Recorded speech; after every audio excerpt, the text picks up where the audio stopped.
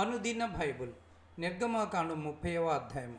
మరియు ధూపం వేయుటకు నీవు ఒక వేదికను చేయవలను, తుమ్మకరతో దాన్ని చేయవలను. దాని పొడుగు 1 మూర, దాని వెడల్పు 1 మూర, అది చచ్చౌకముగా ఉండవలను. దాని ఎత్తు 2 మూరలు, దాని కొమ్ములు దానితో ఏకాండమై ఉండవలను.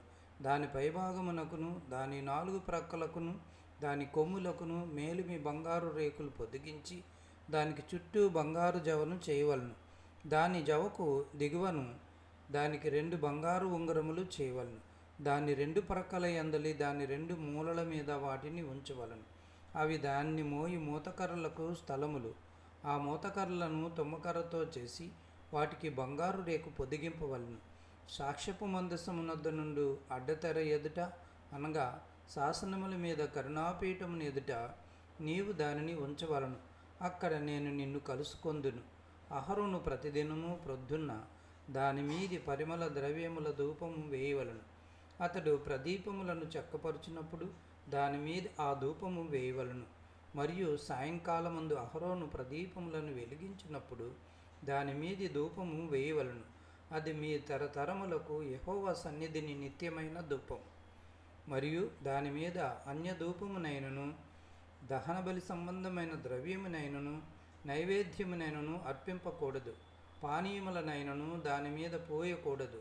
మరియు అహరోను సంవత్సరమునకు ఒకసారి ప్రాయశ్చిత్తార్థమైన పాప పరిహారార్థ బలి రక్తము వలన దాని కొమ్ముల నిమిత్తము ప్రాయశ్చిత్తము చేయవలను. మీ తరతరములకు సంవత్సరమునకు ఒకసారి అతడు దాని నిమిత్తము ప్రాయశ్చిత్తము చేయవలను. అది యెహోవాకు అతి పరిశుద్ధమైనది. మరియు యెహోవా మోషేతో ఇట్లెనెను, నీవు ఇశ్రాయేలీయులను లెక్కింపవలను. వారు లెక్కింపబడు వేలకు ప్రతివాడు యెహోవాకు తన ప్రాణ పరిక్రయ ధనమును నిచ్చుకొనవలను. అలాగు చేసిన యెడల నీవు వారిని లెక్కించినప్పుడు వారిలో ఏ తెగులును పుట్టదు. వారు ఇయ్యవలసినది ఏమనగా, లెక్కింపబడిన వారిలో చేరు ప్రతివాడును పరిశుద్ధ స్థలం యొక్క తులమును బట్టి అరతులము ఇయ్యవలను. ఆ తులము 20 చిహ్నములు. ఆ అరతులము యెహోవాకు ప్రతిష్టార్పణ. 20 సంవత్సరములు కానీ అంతకంటే ఎక్కువ వయసు కానీ గలవారై లెక్కింపబడిన వారిలో చేరు ప్రతివాడును యెహోవాకు అర్పణనియ్యవలెను. అది మీ ప్రాణములకు పరిక్రయ ధనముగా నుండినట్లు యెహోవాకు అర్పణ ఇచ్చినప్పుడు ధనవంతుడు అరతులము కంటే ఎక్కువ ఇయ్యకూడదు, బీదవాడు తక్కువ ఇయ్యకూడదు. నీవు ఇశ్రాయేలు యొద్ద నుండి ప్రాయశ్చిత్తార్థమైన వెండి తీసుకొని ప్రత్యక్షపు గుడారం యొక్క సేవ నిమిత్తము దానిని నియమింపవలను. మీకు ప్రాయశ్చిత్తము కలుగునట్లు అది యెహోవా సన్నిధిని ఇశ్రాయేలీయులకు జ్ఞాపకార్థముగా ఉండును. మరియు యెహోవా మోషేతో ఇట్లెను, కడుక్కొనుటకు నీవు ఇత్తడితో దానికి ఒక గంగాళమును ఇత్తడి పీటను చేసి ప్రత్యక్ష గుడారమునకు బలిపీఠమునకు నడుమ దాన్ని ఉంచి నీళ్లతో నింపవలను. ఆ నీళ్లతో అహరోనును అతని కుమారులను తమ చేతులను కాళ్లను కడుగుకొనవలెను. వారు ప్రత్యక్షపు గుడారంలోనికి వెళ్ళినప్పుడు సేవ చేసి యెహోవాకు హోమధూపము నర్పించుటకు బలిపీఠమునొద్దకు వచ్చినప్పుడు తాము చావక యుండినట్లు నీళ్లతో కడుక్కొనవలెను. తాము చావక యుండినట్లు తమ చేతులను కాళ్లను కడుగుకొనవలెను. అది వారికి, అనగా అతనికిని అతని సంతతికిని వారి తరతరములకు నిత్యమైన కట్టడగా నుండును.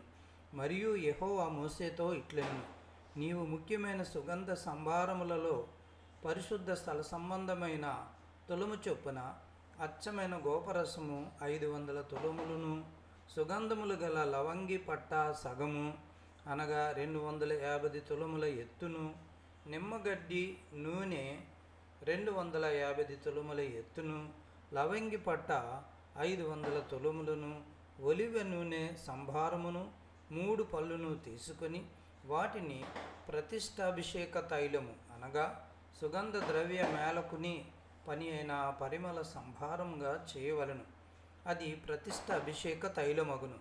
ఆ తైలముతో నీవు సాక్ష్యపు గుడారమును, సాక్ష్యపు మందసమును, బల్లను, దాని ఉపకరణములన్నిటినీ, దీపవృక్షమును, దాని ఉపకరణములను, ధూపవేదికను, దహన బలిపీఠమును, దాని ఉపకరణములన్నిటినీ, గంగాళమును, దాని పీటను అభిషేకించి అవి అతి పరిశుద్ధమైనవిగా ఉండునట్లు వాటిని ప్రతిష్ఠింపవలెను. వాటిని తగులు ప్రతి వస్తువు ప్రతిష్ఠిత మగును. మరియు అహరోనును అతని కుమారులను నాకు యాజకులై ఉండినట్లు నీవు వారిని అభిషేకించి ప్రతిష్ఠింపవలెను.